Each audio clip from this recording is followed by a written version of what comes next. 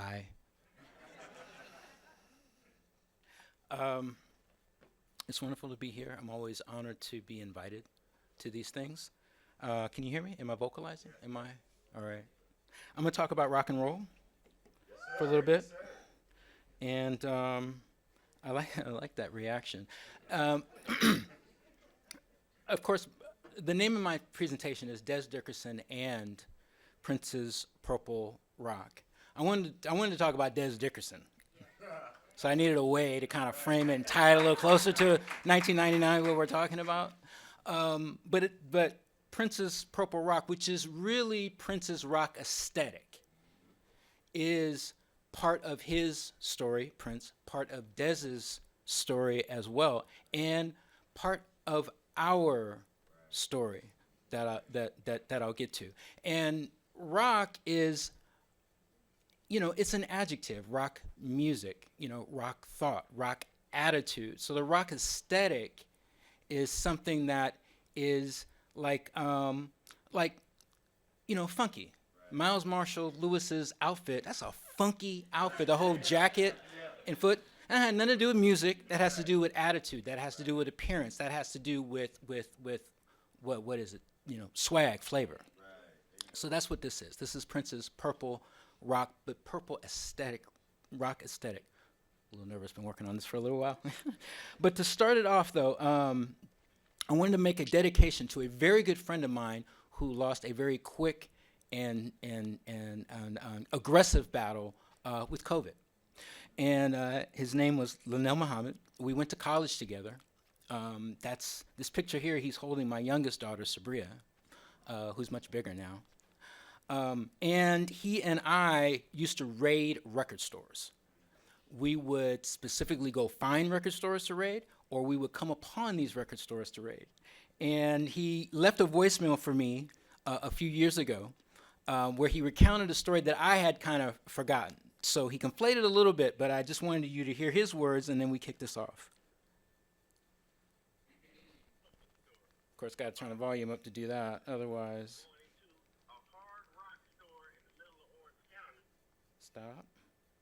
Messing up in 20 minutes. I just told a hell of a story about my buddy going into a hard rock store in the middle of Orange County, buddying up with a dude who looked like the leader of the Hells Angels, and bought a $90-something single vinyl record way before these cats was thinking about getting these exclusives. Anyway, holler back at your brother. I miss you. I love you. Assalamu alaikum. Ramadan Mubarak. So what Linnell was talking about, and I had forgotten about it until I heard that voicemail, was that I was on my own, and I was at a strip mall. This was either in Garden Grove or Santa Ana, California, which is close to Anaheim, close to Disneyland. And this store specialized, small hole in the wall, but specialized in hard rock music, heavy metal albums, wall to wall. And so, going in there, and now I grew up listening to rock music, a lot of it. I have an older sister, 10 years older than me. She gave me the foundational knowledge of Earth, Wind, and Fire and Cameo and Ohio Players and Parliament. So I have both sides of this. My mother had a great music collection with Roberta Flack. She loves Sir Shirley Bassey. My dad had an eclectic. Right, so I got all this, but I got into rock music. I got into rock and roll, noise, aggressive music. So I'm in this record store, and I did strike up a conversation with the guy that ended up being the owner of the store. And once we got past, you good? Are you lost? Once we got past that, I knew enough of the language to be able to, talk about what he was stocking, But what I noticed was that in his kind of on his perch where the cash register was, he had this glass case where you kind of keep, the box sets and the real expensive stuff. He had a small cachet of Prince bootlegs from the Thunderball label and from the Sabotage label. And those of us that know, these were CDs of live recordings with very nice art to it, right? But it wasn't like I could go to the P section in his store and pick up Controversy. He didn't have it. There was nothing like that, but this guy had this stuff. And so I'm like, are you good? Like, what? what's happening? Like, what's happening here? And he was just talking about, like, yeah, I'd be lying if I said I could recall it, verbatim. But the basis of it was that he knew of Prince from Purple Rain. He got into the live stuff because he heard the guitar. He heard the solos. He heard a language that he could understand that went beyond the perception of what Prince was. And this was 91, 92. So we're talking about Diamonds and Pearls, the Symbol album. This is where Prince kind of reinvents himself for it, possibly the third time by that point, and had begun doing more television, doing award shows, playing more guitar. Because those that know, he had not been playing that much guitar in that way. So, of course, I turned him on to Dirty Mind. I was like, listen, if you really like this, you might like that. And so what Linnell remembers is him coming back with me to pick up something that, I can't remember what it was, but something that he got for me, and it probably did cost about $70, $80, because that's just how we got down at that time. So I want to get to where I need to be, I want to give a very brief but reasonably accurate history of the Guitar Hero. And the Guitar Hero is very important to rock culture. In fact, it's like a dog whistle to rock people. Once they see a guitar, the immediate expectation is that it's going to be used as a lead instrument, and you better be good. Right? So very quickly, the concept of the Guitar Hero really started in the 1940s with Sister Rosetta Tharpe, who was a gospel singer but played electric guitar. And through her style, it paves the way for electric blues. Two other things happened in the mid-1940s, one being that Muddy Waters and from Mississippi and T-Bone Walker from Texas both migrate to Chicago, and beyond just themselves, but are key components to the development of Chicago blues, the style of blues from the Delta to the North. All right. In the 1960s, early, just about mid, British musicians gravitate toward this music because they don't have anything like it where they are. The blues is inherently a black experience. That's where it comes from. And I learned that Miss Tharpe and Muddy had a tour where they went to Manchester, England, and Keith Richards, Jeff Beck, Eric Clapton, and Jimmy Page, they referred to this concert, some of them being in attendance, Eric Clapton being one of them, and that had an effect on them, but they studied and reverse engineered this music, Howlin' Wolf, and developed a form of British blues that now fed down to what is called hard rock, heavy metal, and all of that. All right, last big event, 1966, Jimi Hendrix arrives in London. He's showcased in clubs. His influences include Muddy Waters and B.B. King, Howlin' Wolf, and Robert Johnson. Jimi Hendrix, being the poster child of rock guitar, of the Guitar Hero, is really important, and from that, and his interactions with Clapton, with Jimmy Page, you develop this frontman and lead guitar relationship. And forgive me for going so fast, but I'm trying to get it all in so that I can. But from the left, we've got Mick Jagger, Keith Richards of the Rolling Stones. We've got Angus Young being carried by Bon Scott, the late Bon Scott of AC/DC. We've got Eddie Van Halen and David Lee Roth. We've got Ozzy Osbourne and the late Randy Rhoads. We've got Robert Plant and Jimmy Page. There's always two. Always two. Until we get to two. Now, for me, 12 years old, 13 years old, listening to rock music, being familiar with Prince, seeing controversy on video, not MTV, because I had to go to my friend's house to see MTV, right? But through local cable access channels that were playing the controversy video, the sexuality video. I'm seeing two men that look like me. Mike went out. Hold on. Let me get you another one.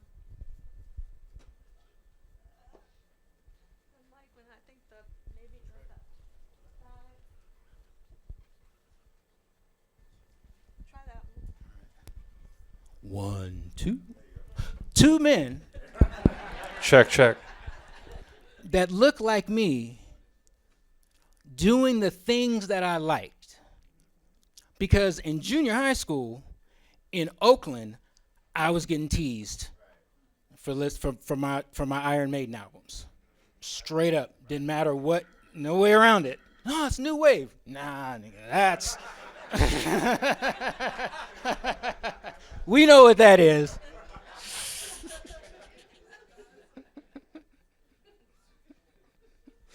So by 1980, certainly by 1980, you know, the Guitar Hero was established, and in these pictures here, there are only two that are from the 1999 tour. That's the center mass where Dez doesn't. Actually, these are both of them where Dez doesn't have a shirt.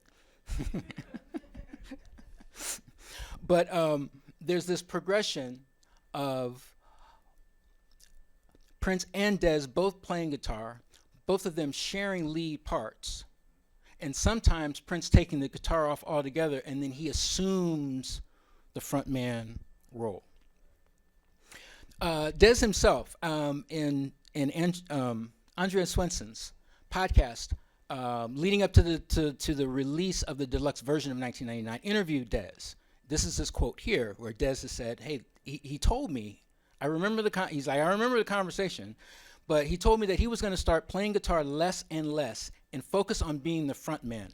I'm going to have you, Dez, do most of the lead stuff from now on." So in Prince's own mind, he's going to assume the front man role. Is this a conscious decision from Prince that I'm going to be the front man and you're going to be the... Well, yes and no. In other words, it's a deliberate act, but it's not like he's trying to copy what Mick and Keith are doing, so much as it's in them. This is what they do.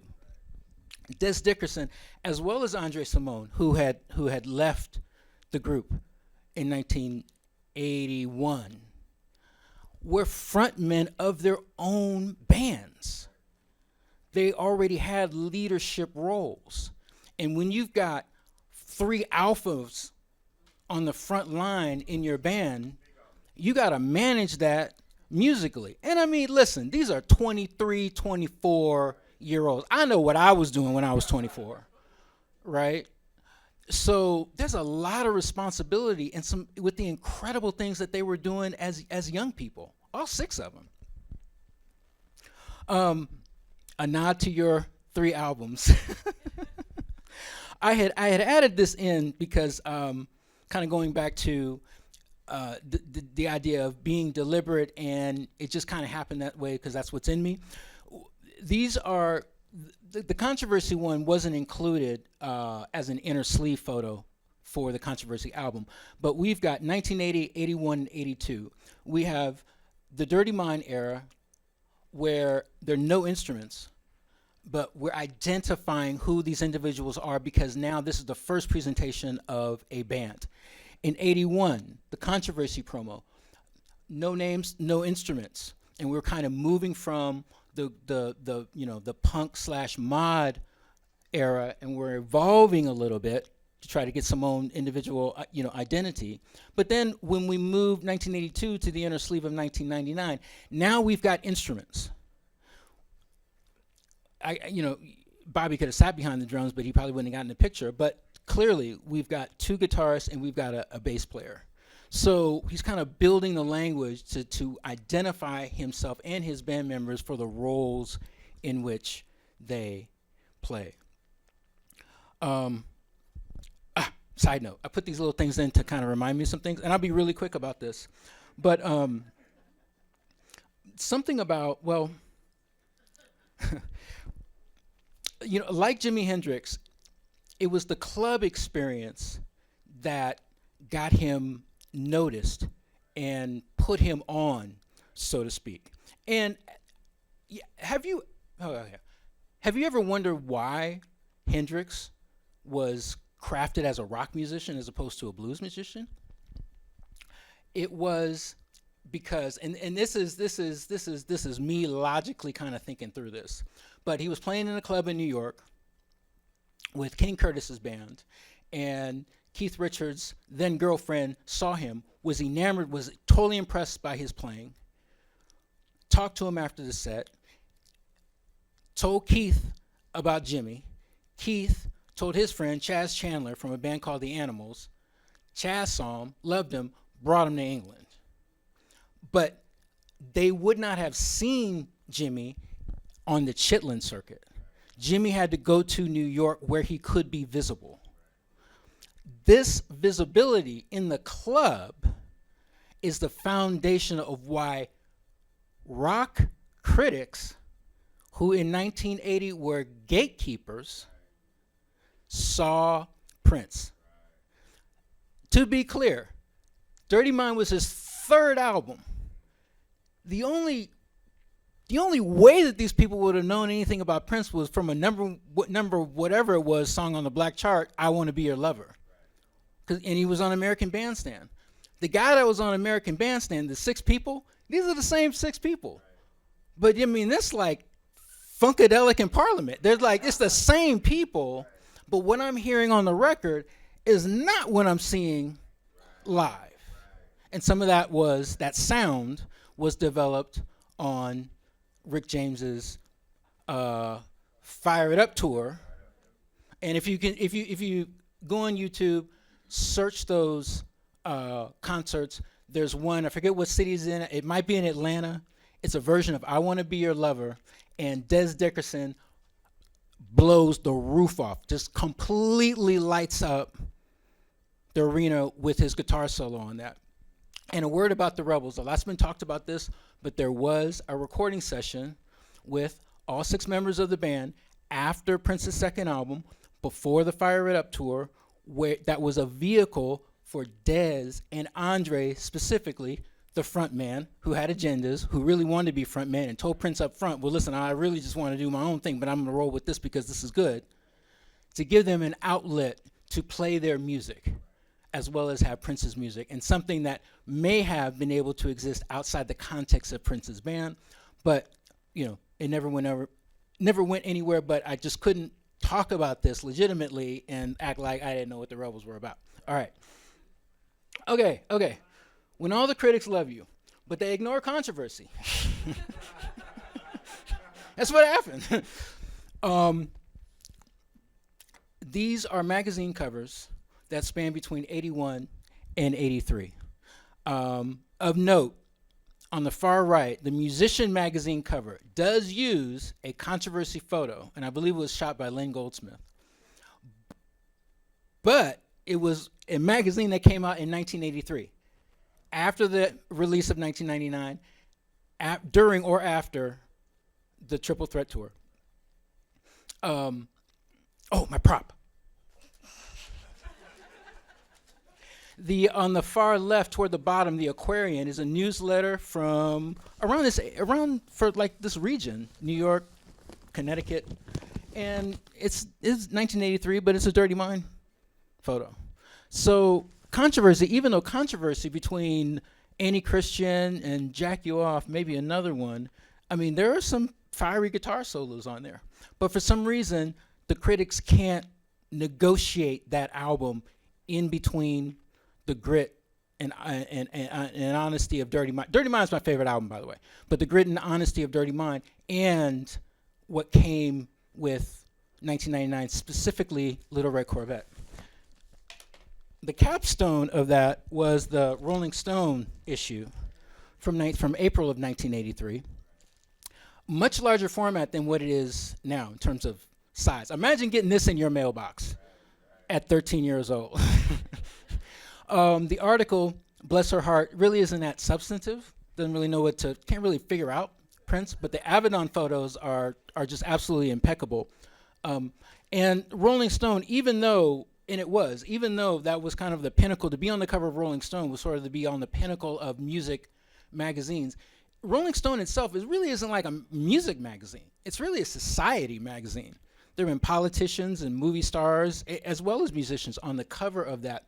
But at that time, it really was like if a critic from Rolling Stone liked you, or the critics poll, there was always an annual readers poll and a critics poll.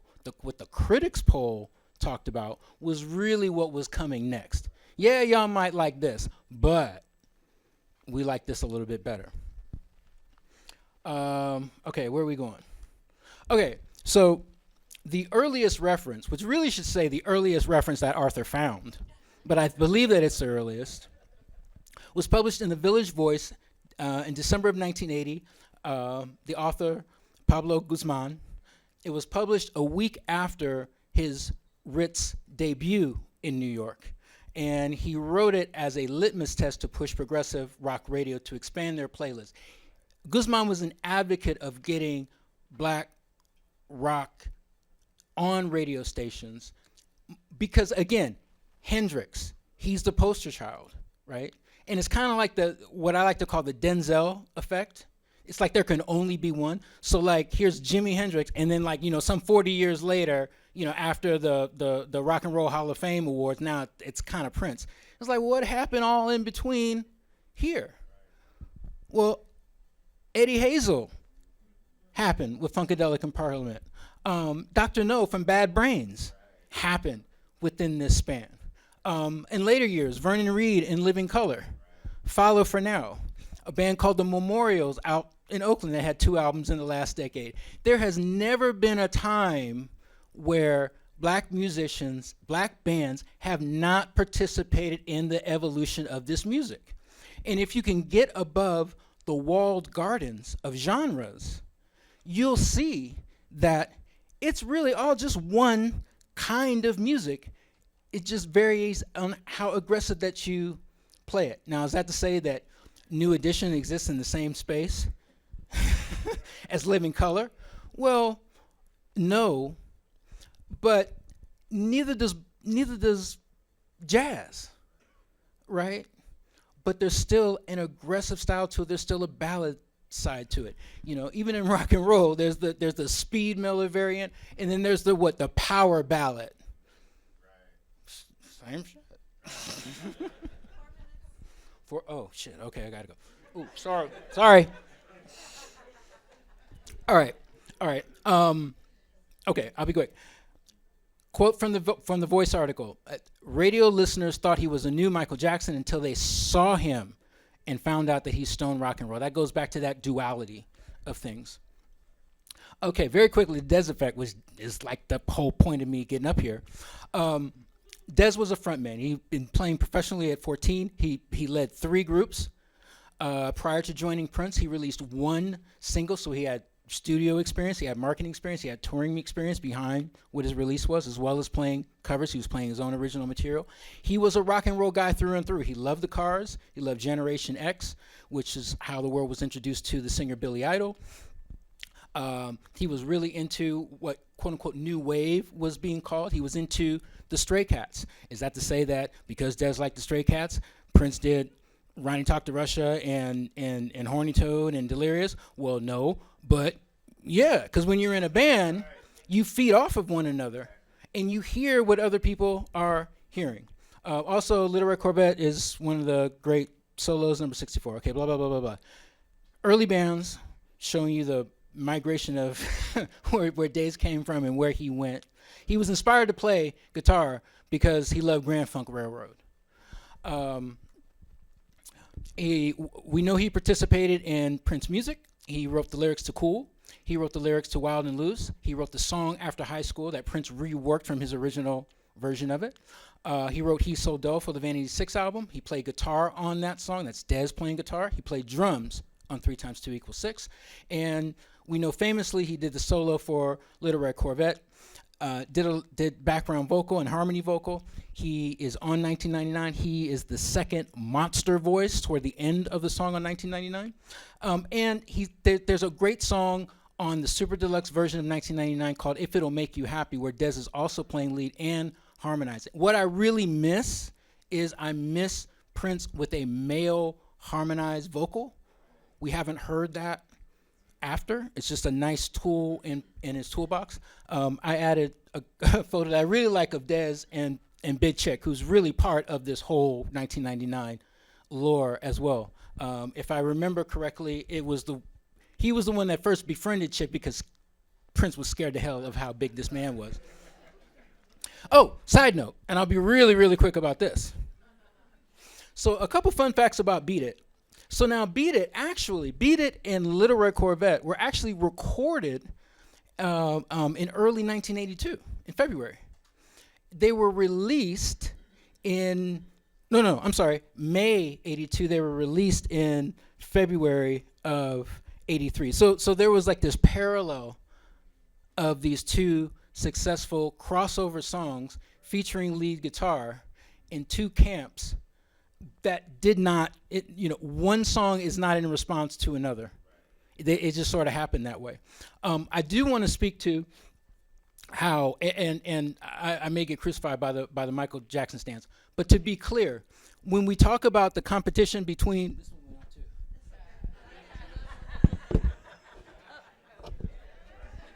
Am I burning this stuff out? 1, 2.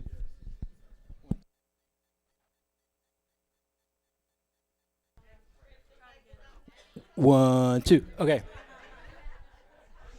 When we talk about the inherent similarities and competition between Michael and Prince, what I don't like about it is that in order for Michael to win, Prince has to lose. In order for Prince to win, Michael has to lose. The lane is wide enough where they both win. They're two very different artists. That does not happen in rock and roll. You can debate all day between Led Zeppelin and the Rolling Stones. Nobody's throwing out Sticky Finger. Only got a couple minutes. Okay. Quick what if. Quick alternate reality. Dez left in 1983 after the tour. Prince wanted him to stay. That's to be clear. He didn't kick him out. He didn't badmouth him. He wanted Dez to be a part of the group.